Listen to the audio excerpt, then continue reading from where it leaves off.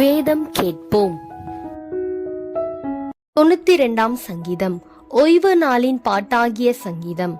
கர்த்தரை துதிப்பதும் உன்னதமானவரே உமது நாமத்தை கீர்த்தனம் பண்ணுவதும் 10 நரம்பு வீணையினாலும் தம்புருவினாலும் தியானித்தோடு வாசிக்கும் சுரமண்டலத்தினாலும் காலையிலே உமது கிருபையையும் இரவிலே உமது சத்தியத்தையும் அறிவிப்பதும் நலமாயிருக்கும்.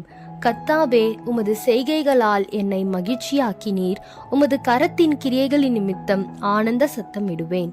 கர்த்தாவே, உமது கிரியைகள் எவ்வளவு மகத்துவமானவைகள்! உமது யோசனைகள் மகா ஆழமானவைகள். மிருக குணமுள்ள மனுஷன் அதை அறியான், மூடன் அதை உணரான். துன்மார்க்கர் புல்லை போலே தழைத்து அக்கிரமக்காரர் யாவரும் செழிக்கும் போது அது அவர்கள் என்றென்றைக்கும் அழிந்து போவதற்கே ஏதுவாகும். கர்த்தாவே, நீர் என்றென்றைக்கும் உன்னதமானவராய் இருக்கிறீர்.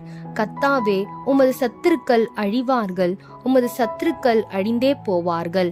சகல அக்கிரமக்காரரும் சிதறுண்டு போவார்கள். என் கொம்பை காண்டாமிருகத்தின் கொம்பை போல உயர்த்துவீர். புது எண்ணெயால் அபிஷேகம் பண்ணப்படுகிறேன். என் சத்துருக்களுக்கு நேரிடுவதை என் கண் காணும். எனக்கு விரோதமாய் எழும்புகிற துன்மார்க்கருக்கு நேரிடுவதை என் காது கேட்கும்.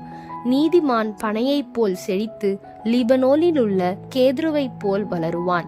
கர்த்தருடைய ஆலயத்திலே நாட்டப்பட்டவர்கள் எங்கள் தேவனுடைய பிரகாரங்களில் செழித்திருப்பார்கள். கர்த்தர் உத்தமர் என்றும் என் கண்மலையாகிய அவரிடத்தில் அநீதி இல்லை என்றும் விளங்க பண்ணும்படி அவர்கள் முதிர் வயதிலும் கனித்தந்து புஷ்டியும் பசுமையுமாயிருப்பார்கள்.